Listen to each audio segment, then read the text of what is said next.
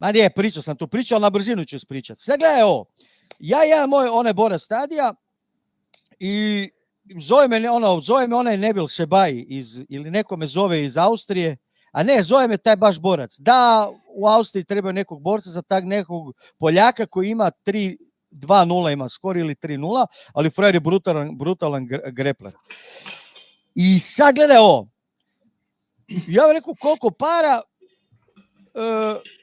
ne znam šta je tamo blebno, frajer, ja nazovem ovog dečka, velim, hoće se boriti toliko para, veli svoj borcu Tadi, kaže, on imam jednog frenda uličar, nikad nije imao nijedan meč, ali frajer je fajter, to je to. I on kaže, može. I sad ja pošaljem njemu, kažem, dečko trenira s nama, nema borbe, kaže, neću. Ja kažem, šta nećeš? Ne, on nema nijednu borbu. Ja kažem, pa ti trenira čovječe sa Mirko Krokopom.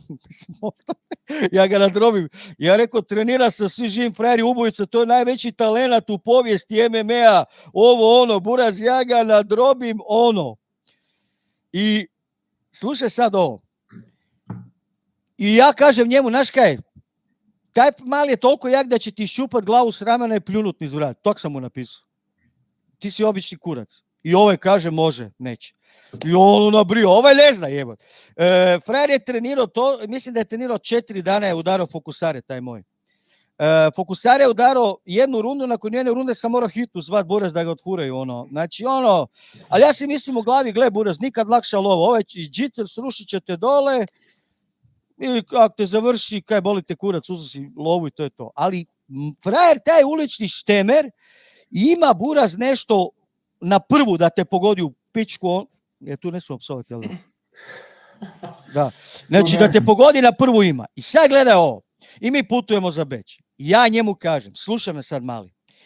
Čim uspostaviš prvi kontakt vizualni sa tim likom, uopće ga nemoj gledat, budi namršten, bahat, skini se. Znači, nemoj ga, nijednom trenu ga nemoj pogledati do onog trena, kad staneš na vagu i kad se okreneš prema njemu. A kad se okreneš prema njemu, gledaj ga u stilu, glavu ću ti otkinut, I pa kako ću ja to, pa ovo, pa ono. Ja kažem, samo napravi kako sam ti rekao. I mi ulazimo u dvoranu. Normalno prije toga nas Murija skinu u Gracu, hoće nas zatvoriti, nemamo za kaznu platiti, horori nam se dešavaju. Murijak baca Tadiju u te mačači, u judo bacanje, da mu pokaže kako se radi, mislim, kaos priča. I sad mi dolazimo i ja ti vidim tog Poljaka, ja sam tu tata mata. I Poljak vidi mene, zna ko sam ja i vidi njega. I sline brišem. Znači, ja sam već znao da je on gotov. I mali napravi sve što je, frende moj, i mali ga nakotirao za 20 sekundi, nakotira čovječe, ko pičku ga nakotira pred 3000 ljudi. Nije sad to, a hoćete reći da taj psihički, ja sam to studirao, ja to znam. I mrvicu mi malo, to ne znači ništa, dobro su mi napisali, ali moj utisak je da malo Oliveira mi izgledao da nije ugodno mu biti ovdje, to je to. Evo, malo sam vas zadavio. Odlično priča.